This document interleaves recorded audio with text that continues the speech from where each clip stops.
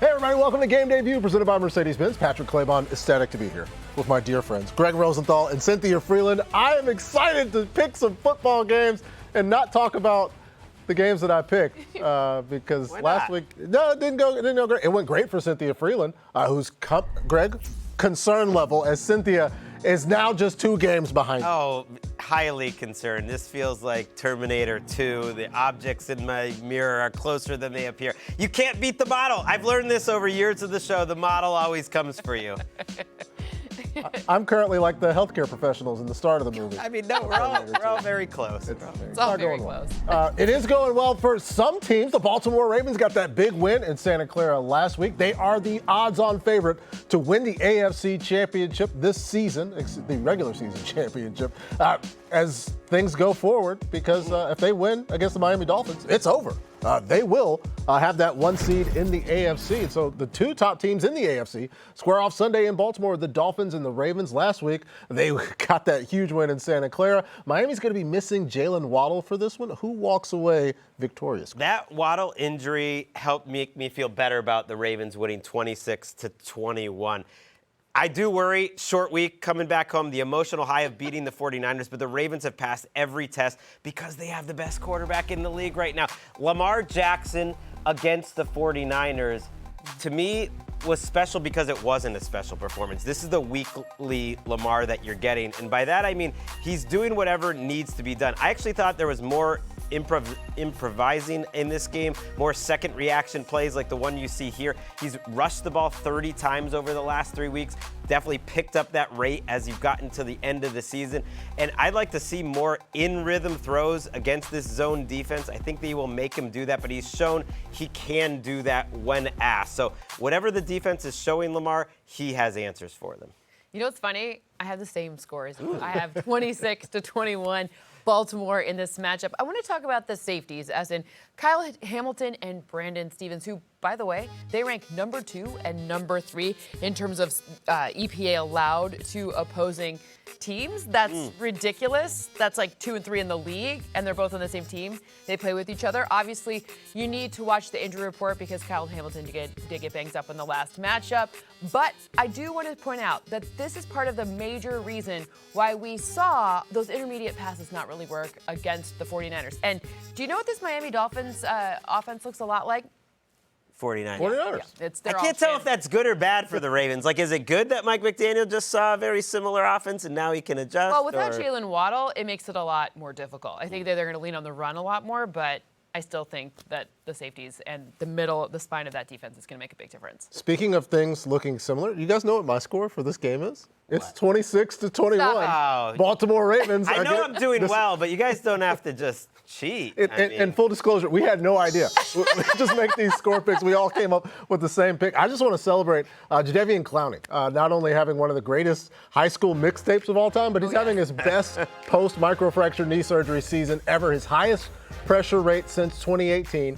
He leads the team in pressures, won every single possible revenge game this season over the Texans, the Browns, the Seahawks, and the Titans. He's got the ultimate revenge run. And I just want to celebrate how great of a season the former 2014 number 1 overall pick is having this season. Let's stay on this game, though. Let's talk more or less player props for the Dolphins and the Ravens. Greg, more or less than 1.5 passing touchdowns for Tua Tagovailoa. I am going less. Cynthia mentioned what a great secondary it is with Baltimore. Look, Marlon Humphrey hasn't been Marlon Humphrey for most of this year until the last couple weeks. You can tell he's healthier. He's playing better. And I just think the way you beat this Ravens defense, they're very difficult. But in the red zone, I think you can run on them occasionally. So to me, it's just more of what we've seen a lot of the year.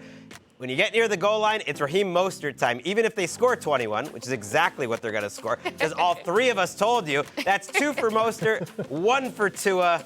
That's why he's less.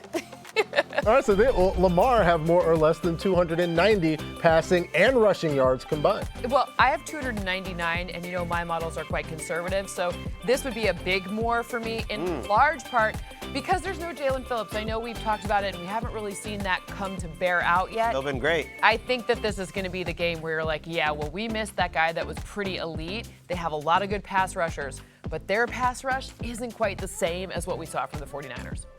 Last one, Tyreek Hill, over 92 receiving yards. Yeah, I'm going to take more for Tyreek Hill, especially considering there's no Jalen Waddle. Tyreek was kind of hobbling. They needed a first down, and Tua walks over and is like, all right, Reek, this ball's coming to you. Everybody in the world already knew Tua. They were trying to keep it a secret. But, yeah, the Dolphins are going to get the ball to Tyreek Hill in 2023, I think more than 92.5. And speaking of that 49ers loss last week, the Lions still in the running for the 1 seed in the NFC. They took care of business last week against the Vikings. Detroit clinching their first division title since the 90s. Emotions were high in the locker room after the game. Whenever you do something like what we just did, it's special. It don't matter, man. And it don't matter how many you win in a row. They're special. But I can tell you this, when you're part of the organization, and it's been 30 years since you won a championship, it's special, man. And these guys have been fucking dying for it and waiting for it, man. It's for you, baby. This first one's for you. The rest of you people. Tell man, enjoy, baby. Shout out to the old guard of the Lions. Also, things got a little misty in the NFL LA newsroom.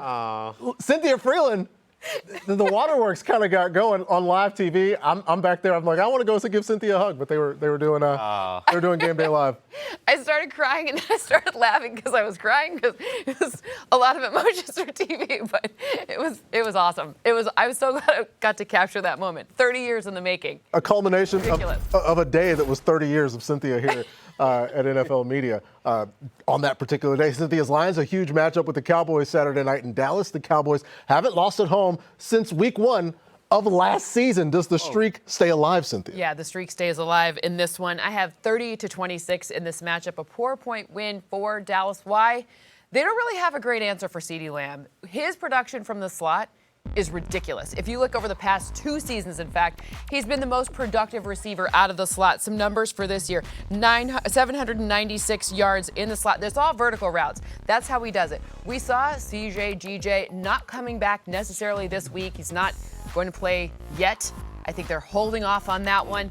I just don't think that they're going to have an answer on those deep plays for CeeDee Lamb. And by the way, he has 601 yards when aligned out wide, too. So it's not like he's a slouch there either. So they do have an answer for him in the slot. They'll just pull him out wide and, whatever. See what happens. I feel like CeeDee's numbers this year, he's over 1,400 yards, have gotten overshadowed a little just because there's such other great receivers. But he is amazing. I'm taking the Cowboys in this game, too. I have it 30-28. I really like more in terms of the points. I really like the Lions to keep it closer. If this was a neutral field in a normal week, I would take the Lions. I think they're a little better. But the Cowboys got great news when they got Tyron Smith back at practice this week. Jerry Jones said he feels good about Tyron Smith being able to play in this game. And to me, that makes all the difference in the world. This is a really strong offensive line, but they're not deep. And we saw that a week ago. They couldn't adjust. Tyron Smith playing like an all-pro this year. And it's going against a Lions pass rush that just isn't really very good outside of Aiden Hutchinson. The rushing's not rushing. No, it's like they need to blitz, and they're good at doing that, but I think they're 26th in pass rush win rate this year. I think it's a game up front. The Cowboys need it more. Lions coming off the emotional high. I hate getting all vague and weird with stuff like that, but I do think that matters. It's a home game for the Cowboys. It is a home game, and Dallas has been very, very good at home. It allows Dak to make the changes that he needs to make to get them in the right play, and we're all threading needles here. Me and Cynthia have the exact same needle thread. I got 32-28. I'm taking Dallas because Dak is a better quarterback than Nick Mullins. The Lions can win with this defense, but it's just never going to be easy. And it's not easy this season for Brandon Cook. He's one of the league leaders in receptions over expected. When Dak's targeting Brandon Cook, it's always seemingly a high difficulty completion, both for Dak and for Brandon Cook. That go-ahead one last week. That's incredible. They've been able to make it work, and let's say the Lions are able to focus a whole lot of attention on CeeDee Lamb. I just think that makes things a little more easy for Brandon Cooks as well. So we're all on the Dallas Cowboys, meme away, Lions fans, but you guys watch us. You know how we feel. It's okay. We're good. We're good here. We're good here. Let's wait for the playoffs. 2 teams that have already locked down playoff spots to a Chiefs team that, folks, is struggling. Kansas City has lost 3 of their last 4 games. The most recent gut punch came on Christmas Day. The Raiders went into Arrowhead and shocked KC 20-14 despite 0 completions after the first quarter. Frustrating for KC. Here's Travis Kelce on the New Heights podcast earlier this week. It's a frustrating experience right now. And every single day we're going in here fixing it. I promise you guys. And it's not just one guy. It's not just me playing like it's not just us not being able to get the run game going. It's not just us not being on the same page passing wise. It's everybody's in this thing together. Everybody at some point isn't being accountable, and we all just got to bring it together, man. Well, it's the Bengals and the Chiefs in this game together. These two teams have met in the past two AFC Championship games. Both squads fighting to make the postseason. Who gets it done on Sunday, Greg? I feel like the Chiefs find a way to win this game 23-20. I don't feel great about that. I feel greater that the Bengals keep it closer than 7, if you know what I'm saying. And that's because Jamar Chase is going to be back on the field this week. And I love the fact that he just threw out some trash talk that the Chiefs don't have any elite players on their defense. And there's a big reason why he's wrong about that. L'Jarius Sneed is one of the best quarterbacks in the league. But, oh, by the way, L'Jarius Sneed doesn't look like he's going to be playing in this game, and that's great news for T. Higgins and Jamar Chase. Sometimes I feel you, Jamar. You just want to talk a little bit of your stuff to feel alive. You know what I mean? Like you're just in the middle of speaking and you're just like, this is boring. I'm going to provoke some people. I'm with you. That's going to lead to a great performance by the Bengals. I mean, I love Jamar Chase and I like a little bit of crap talk, but I think this is a pretty significant win for the Chiefs. I have a big one here. I have 26-18 in this matchup. So 8 points. And I want to talk about that elite defense because Chris Jones got something to say about what Jamar Chase is going to say. First of all, his number one get-off time of 0.82 seconds, that's a thing. Also, this entire defense, they have the most unblocked pressures, 67, most unblocked sacks, 14. So I'm saying that that's a pretty elite set of numbers and statistics there. I also want to point out that when they blitz, they have the second best passing EPA allowed, which is meaning lowest, means they're second best, only to the Browns. So I would say, let's just pump the brakes here and just wait and see what happens. Trent McDuffie may have a little something to say to Jamar Chase.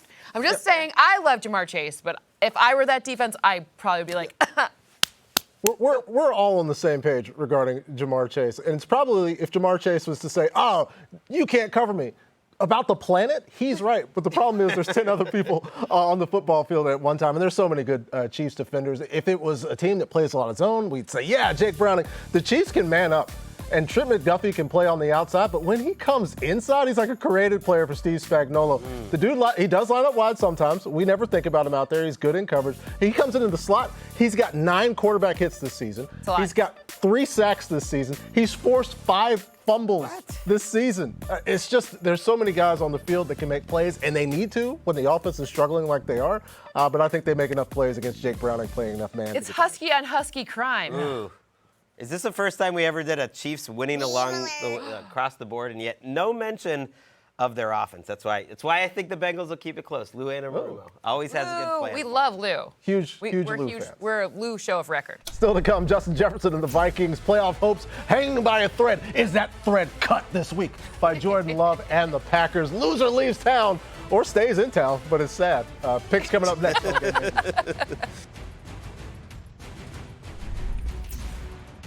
NFL Game Day View is presented by Mercedes-Benz and the Holiday Love Celebration. Wherever home is, get there safely this season. The NFL playoffs are almost here. Witness the most exciting part of the season live, in person. 14 teams, 12 games, 3 weeks. Don't miss your chance to be a part of your team's journey to Super Bowl 58.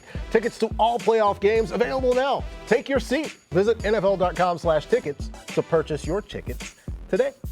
It's time for the Drive to Excellence, presented by Mercedes-Benz. The Packers and Vikings, both teams clawing for that final wild card spot. Jaren Hall is going to do the clawing for Minnesota at quarterback. Do you believe, Greg, in Jaren Hall for Minnesota this week? I do believe in Jaren Hall. I don't believe in the Vikings defense slowing down this Packers offense. So I think the Packers win in a score fest 33-27, and it's because of these Packers wide receivers. Like 1 or 2 goes down. Oh, Christian Watson's out. Dontavian Wicks might not play in this game. And they just got guys coming out of the woodworks. Bo Melton making plays. It doesn't matter who they throw out there. Jaden Reed is awesome. they lose one tight end in Luke Musgrave, and Kraft steps up and is great. Right now, their offense is ranked higher. They're top 10 across the board than the Aaron Rodgers Packers offense was a year ago with all of Aaron Rodgers' friends. So I really just believe that this is a playoff team. Well, he brought them all with him to the Jets, right? It's just like, hey, guys, let's go. Tim Boyle, come with me. Sorry, we're talking Packers. They're going to win. Let's go. I also agree the Packers are going to win. What a career opportunity, though, it has been to go up against Joe Barry's defense the past few weeks if you're a quarterback. And Jaron Hall has that opportunity. But I do think it's Green Bay 24-21. Because Jordan Love is playing better. You go back to the matchup in Week 8. Jordan Love was 1 of 8 when the Vikings dropped 8 or more players into coverage. And I think Jordan Love has seen a lot of things since then. He's going to take advantage of that time in the pocket that didn't go so well. He's a better quarterback now. Not taking Jaron Hall over him, despite what Joe Barry's defense has done the past few weeks. I got Green Bay. You know, I feel like the last 2 times you've mentioned a coordinator's name, the next week they have ceased to be the coordinator. Just saying. Who am I, Jarrett Stidham? Listen, maybe you are. I don't know. But I actually have the Vikings in this one. Ooh. Yeah, I do. Why? Because they've got Justin Jefferson. And you talk, yeah, that's a prime number. There we go. Prime number. I'm doing it. Yeah, okay. Look, when I'm looking at the opportunity, it's all about where is the defense going to go? Be it in Justin Jefferson actually catching the ball or the subject of the pass, or if he's just distracting any of the defenders to create space for other guys like Ty Chandler, for whoever else. It doesn't even matter. But the reality is here, this team absolutely needs to pull off this thing they're trying to do, which is rebuild, but not rebuild, but not, I don't know what that strategy is, but I do actually think that they pull off the upset by just 1 point. I think that the defense for Brian Flores, we haven't mentioned him, and he's done a great job with this defense. Jordan Love, they're just missing too many pieces. Interesting to see how the second time around goes. 1 catch for Justin Jefferson last time. It's going to be a big game. We'll see. A lot of future stuff. Staying in the NFC, Baker and the Bucs have reeled off 4 straight wins. Baker has been kind of good. Yeah. To the left is Evans dropping back to throw. Maybe throws a far side. Caught ball. Mike Evans. Touchdown Tampa Bay. Fire the cannons. Bucs take a 9-0 lead. First down from the 22. Mayfield throws toward the end zone. Caught ball. Mike Evans. Touchdown Tampa Bay. Evans has 2 today. Merry Christmas, Michael. Merry Christmas indeed. Tampa currently in first place in the NFC South, but New Orleans is just 1 game out. They're not out of it. Will they be after this one, though, Cynthia? Yeah, they will. I have 23-21 in this matchup for the home team, the Tampa Bay Bucs. And Baker's been great, but you know why? It's because Rachaad White has been there to catch those shorter passes for him. I don't care what you say. I've been watching Todd Bowles at those pressers saying, we need to get a run game. But here's the thing. He also should be like asterisk. It can be also a short passing game to my running back, which is what the case is, because the 208 receiving yards over expected that Rachaad White has ranks #1 amongst running backs. That includes Christian McCaffrey, who is also a running back that catches passes. He has more. He's a great receiver. Receiving yards he was a receiver. Yeah, 91.5 catch rate. Hello, that's very good. Thank you. I agree with you. I've been riding the Bucs. They've kept me in first place, really, through this winning streak. I got them winning 27-20 because they're going to get pressure on Derek Carr. I was there in SoFi Stadium across the street watching the Rams defensive line dominate this Saints group up front. And when all else fails, just look at line play. The Saints D-line not getting any pressure. Their offensive line giving up a lot of pressure. That is a bad combination. The only time this season the Bucs defense has looked like the 2020 Bucs defense with Todd Bowles was the first time they played the Saints. I don't think they had a touchdown in that game, New Orleans. They embarrassed them in the Superdome, and they're going to be NFC South champions. End the misery. Get it done this Sunday, Buccaneers. Yeah, hang the banner in the misery. I also think Tampa Bay wins this one 23-17 because there's one thing you need to do when you play the Bucs. You need to stop Mike Evans. One force on this planet could stop Mike Evans by having him leave the game, and that's Marshawn Lattimore. Let's go through some fight history. So Jameis is trolling Marshawn Lattimore. He hits Jameis. Mike Evans like, oh, I can hit Marshawn Lattimore? Takes a shot. Of course he gets run from that game. That was back in 2017. There's been multiple altercations since then. Here's week 1, 2020. They just finished training camp, and they're like, all right, we got to go at it. And so they both get run here, too. Oh, my goodness. We hadn't seen Marshawn Lattimore since November. If there's no Marshawn Lattimore, nobody's dealing with Mike Evans on or off the field. I've got the Bucs winning this one as well. You think they'll work together in like 10 more years? They'll be like we'll have them on here and we'll be like, yeah, we're gonna have 5 chairs, fighting each other. and we'll be in the middle. Yes. I don't think any Saints fans are gonna be mad about this situation. Still to come, the Steelers and the Seahawks both need a win to stay in the wild card race. They're squaring off in Seattle. Does Rudolph's magic run out?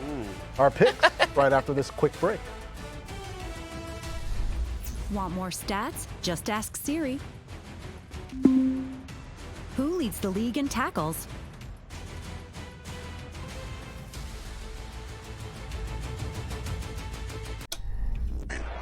In Pittsburgh territory. Mason Rudolph in the gun. He empties the set. Pass over the middle is caught by Pickens. He's on his way.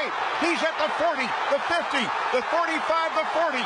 Here comes George Pickens all the way for a Pittsburgh Steelers touchdown. 86 yards. And don't you know it got sweeter than Nellie's blueberry pie, baby. What a Christmas treat. Not sure what that is. Hey, fun fact, 27% of George Pickens' yards this season have come on 5 total catches. His Steelers got the Seahawks, both teams 8-7, fighting to make the playoffs. Mason Rudolph is the reason I picked against Pittsburgh last week, and I was wrong. I'm picking against Pittsburgh this week, 24-14, because did you see on the road Geno Smith with a need of a game-winning drive, and Geno Smith delivers? I mean, some of these plays come on third. There was a 3rd and 14. Geno right here firing this ball into defenders for a first down, had the game-winning touchdown. It's just I'm not going to pick against the Seahawks late and needing this run in the playoffs. I got Geno and company winning this one. You have 10 points. That's a big win. Yeah. I have 4 points in this one. I have 22-18 as my final score. Seahawks take it for me as well. I want to talk about Boye Mafe, who kind of quietly has 9 sacks this season. He's got 15 quarterback hits, 9 tackles for loss. Do you want me to keep going?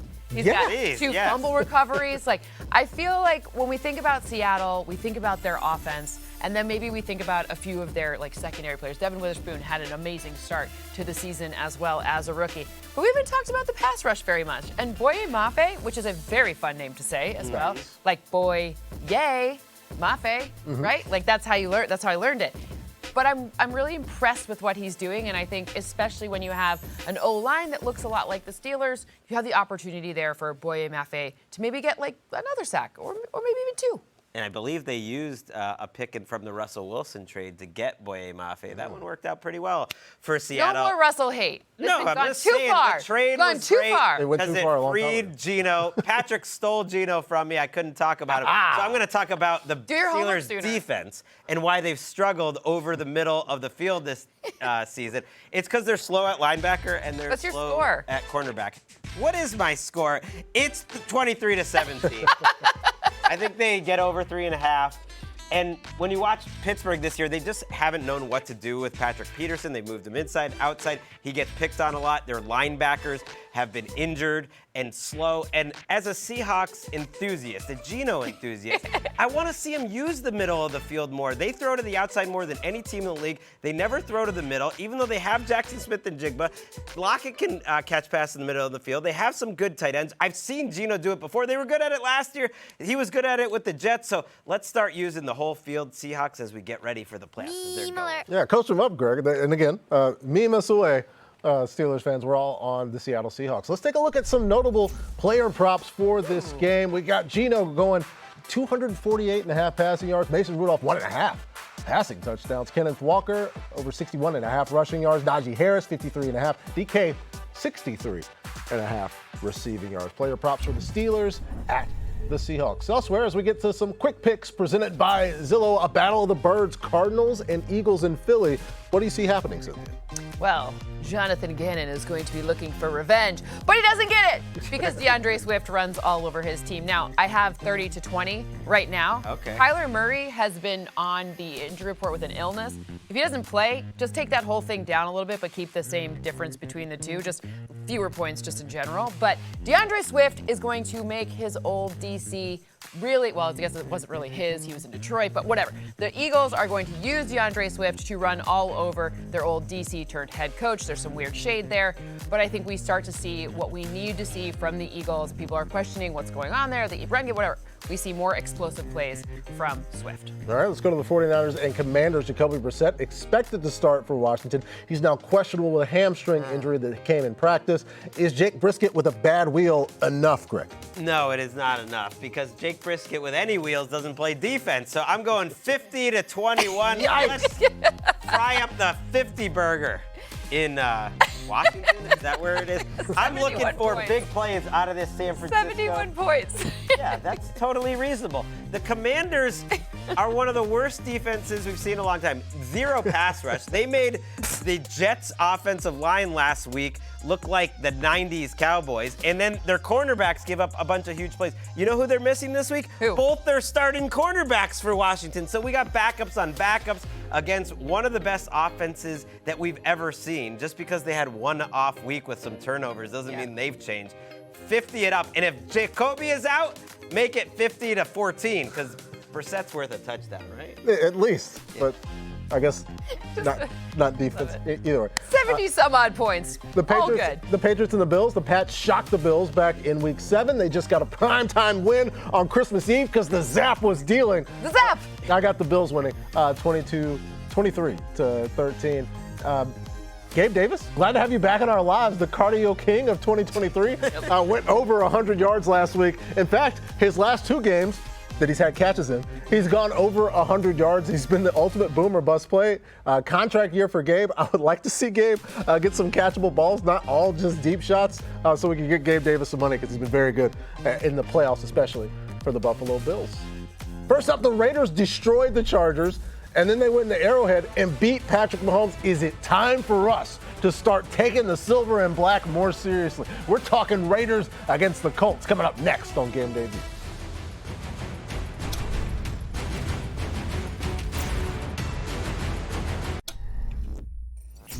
Chiefs take over on their own 25. Kelsey out of the gun, rolls out to his right, tries to find his receiver. Intercepted down the sideline. Intercepted Jack Jones, and he walks in.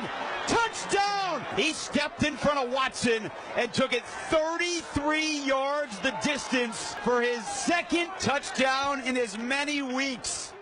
Hey, Patrick, good to see you. It's time for Pizza pregame predictions delivered by Little Caesars. Raiders, Colts, both teams fighting for that last wild card spot in the AFC. Who gets it done, Cynthia? The Raiders. 21-20, a 1-point win for the Raiders because of their defense. A defense that we knew about Max Crosby, right? He already has 60 stops, which is the most among edge players. We saw the Jack Jones interception. We saw the 2 pick sixes, in fact, last week. We know about Nate Hobbs. But we maybe don't talk about Spillane very much. Robert Spillane has a 37.7 pressure rate. That is the highest among linebackers. I'm looking at the opportunity here and the confusion that sometimes is the Colts offense, especially now. No Zach Moss. We've got a lot of injuries. We're still not sure as of the time we're taping this if we're 100% going to have Michael Pittman Jr. probably. But even so, that's going to be difficult because they're always a little bit, we would talk about it. Gardner Minshew can be like one play away from maybe turning the ball over. It happens a lot, infrequently. The ball can be put in danger by Gardner Minshew. I think Max Crosby will be a big part of putting that football in danger, and as well, because so many times we talk about Max Crosby, and due to the nature of sports discussion, people talk about his motor. He's an incredible athlete. He's not just out there trying hard, but there have been 8 games this season where Max Crosby has played every single defensive snap. The rest of the league, the edges, have 4 such games. He has been incredible. He's always been on the field, which perhaps speaks to some roster issues. Maybe get some guys to get Max a break, but still, I think he's a big part of why the Raiders win it 20-17. Greg. They have given him one extra great edge rusher this year, and that is the man by the name of Malcolm Kuntz. And our producer, Hytham, was like, who is Malcolm Kuntz? Do we really need to feature Malcolm Kuntz?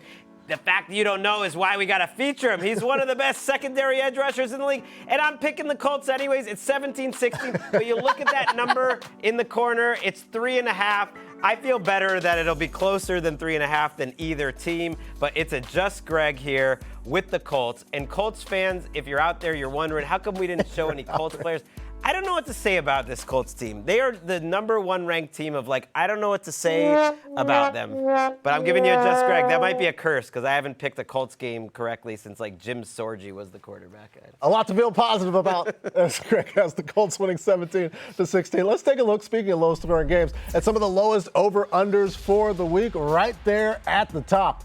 The Chargers and the Broncos with 36.5 tied with the Panthers and the Jacksonville Jaguars. Not a lot of points expected either. Between the Falcons and the Bears, both squads remaining alive in the wild card race. Greg, which team is even more alive after this week? I love the Bears in this game. I have them winning by a touchdown, 23-16. Wow. I think when Arthur Smith looks in the mirror, or maybe the monitor when he's on the Pat McAfee show, he's got to look at himself and say, who am I? What is my team? Aren't we supposed to be a good running attack? Shouldn't we be able to run the ball on anyone like the great Bears run defense? No, you can't do it. You are 24th in the league in rushing success rate, and they got it going a week ago. And they did it against Indianapolis. I don't think they're going to do it because this Bears defense is playing fantastic. They've been great against the run all year. Now they're playing really well against the pass. One of the best defenses in the league. They kind of remind me of the Lions from a year ago, except it's their defense, not their offense. They're finishing the season playing as well or better than some of the teams that will make the playoffs. Love this Bears team right now. Yeah, very, very good. I've got them winning on the power of that defense as well, 21-17. But I'd like to talk about the offense because after this game and after the Bears win, there's going to be more discussion on what to do with Justin Fields. Well, you know one place where that wouldn't be a discussion? Atlanta, Georgia. As we look back at Justin Fields behind Jake Fromm. Remember that? Playing backup quarterback for the Georgia Bulldogs. Yeah, he transferred to Ohio State. He finished his career, went to the national championship game.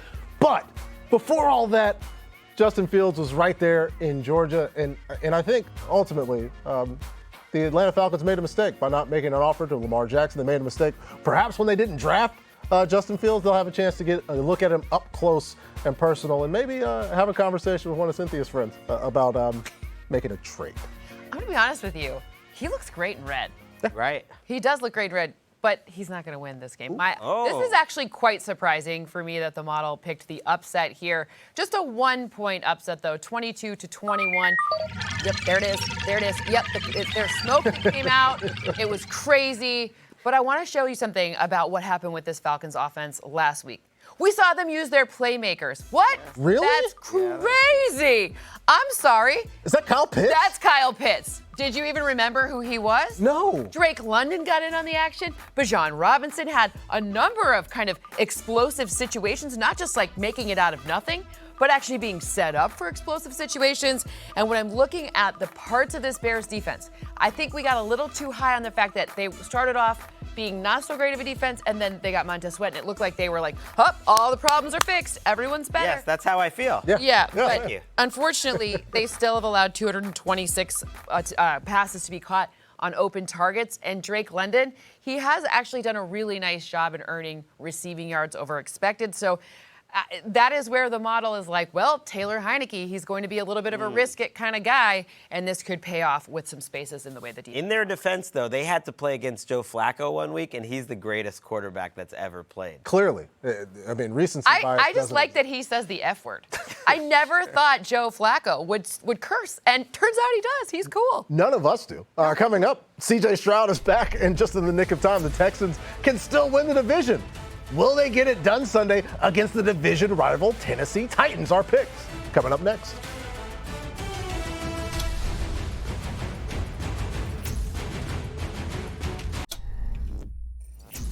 The Houston Texans select C.J. Stroud. Pure natural thrower. I bring a leader.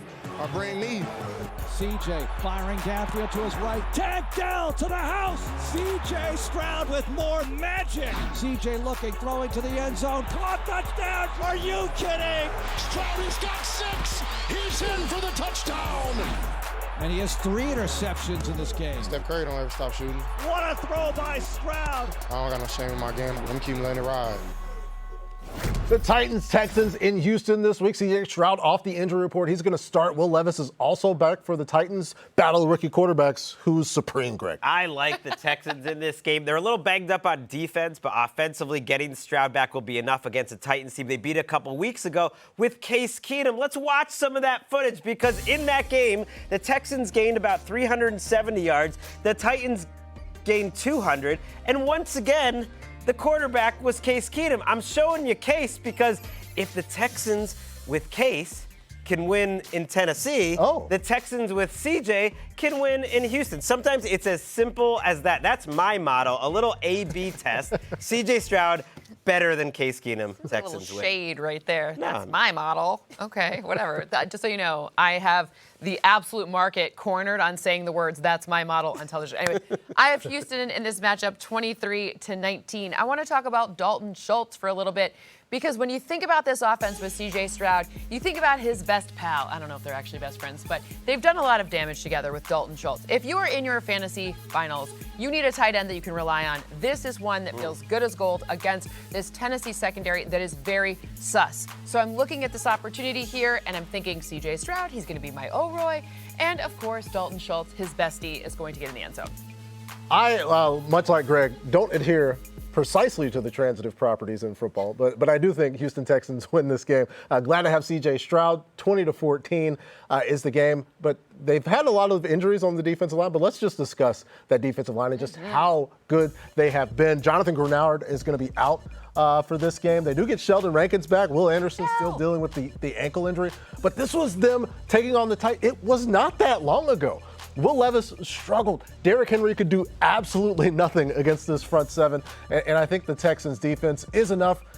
Whether it was Case Keenum or C.J. Stroud, I think that makes it even more likely, but I've got them winning 20-14. Let's go to the Rams and Giants at MetLife. Tyrod Taylor is going to get the start for the G-Men as we get to our quick picks. Does New York pull off the upsets? They don't. I mean, they always could, right? There's always a chance. But I have 25-18 in this matchup.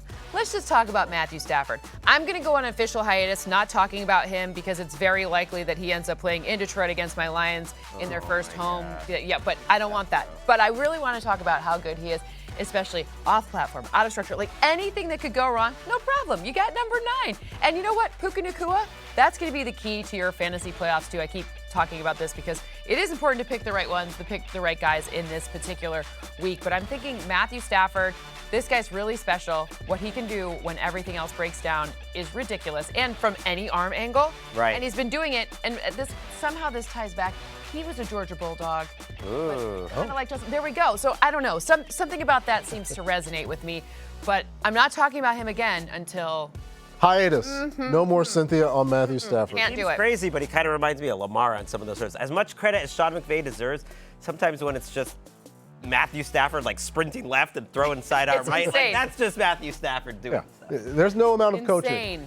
In fact, if you tried to coach guys to do Stafford stuff, a lot of times things wouldn't necessarily they don't get drafted. Work out. The Panthers and the Jags. Trevor Lawrence has been ruled out. C.J. Beathard will start at quarterback for the Jags.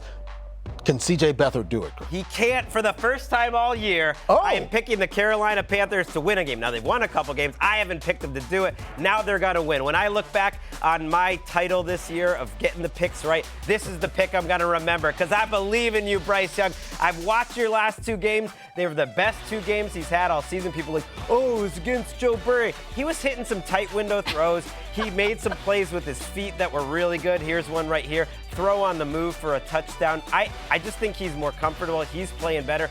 And this Jaguars team, they're just asking to get kicked out of the playoffs. I watch them week after week. I was very tempted to pick against them with Trevor Lawrence. And then once I saw it's Beathard, I said, give me that just Greg.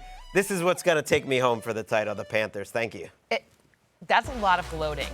That's a lot of gloating. That's not gloating. It's confidence. You're basing your entire little tiny smug crown on the Panthers? Yeah, I'm just saying that's the one I'll remember. This is like the Dan Campbell speech before the game. I hope you're watching, DJ Chark. The one I will remember is Greg saying that the Patriots are going to go into Dallas and beat the Cowboys. They got ran out of the stadium almost twice. The Chargers and the Broncos. Denver benched Russell Wilson earlier this week, apparently for there's financial concerns. Jarrett Stidham going here. I like Easton Stick and the Chargers 22-21 because if the Chargers offense does anything, there's no Keenan Allen here. We might not have Josh Palmer as well. It's going to have to be Quentin Johnston. And Quentin Johnston got a lot of stuff over the run. He had some bad drops. He had a game winner that he dropped as well. But I think back to guys who have had some drops early in their careers. Devontae Adams used to struggle with drops. T.O. What matters is that you get open. And I think Quentin Johnston is going to catch a lot of short balls. He's going to get some yards after the catch. And he will be what powers the Chargers to the win, unless I change this pick on Sunday morning. Coming up. Come on. It's time for Write This Down. We are giving you some bold predictions for Week 17. Stick around. You're watching Game Day View.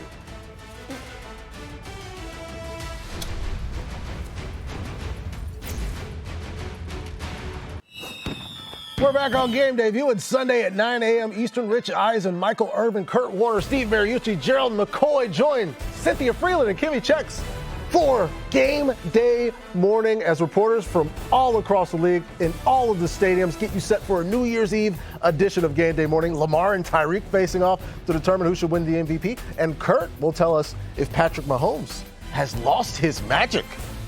Expelloramus. Sunday, 9 a.m. Eastern on NFL Network. It's time for Write This Down as we get you some predictions, some bolder than others, for Week 17. Start us off, Greg. Okay, so I've been slumping with Write This Down. The only way, you should write it down with me is if you throw it in the trash afterwards. But I did have one good one this year that I wanted to throw back to. Let's hear it. What's your prediction? I'm looking way past Week 11, and I'm putting the Buffalo Bills into the playoffs. Cynthia's model says they only have a 29% chance to make the playoffs. 29.5. So you're telling me there's a chance? I'm giving you 100% because you're writing it down. They are the first team since the 1981 Falcons to have a plus 75 scoring differential through 10 games and not have a winning record. Greg, I have to give it to you. This is a good one because I did the math for you on this with a little extra math.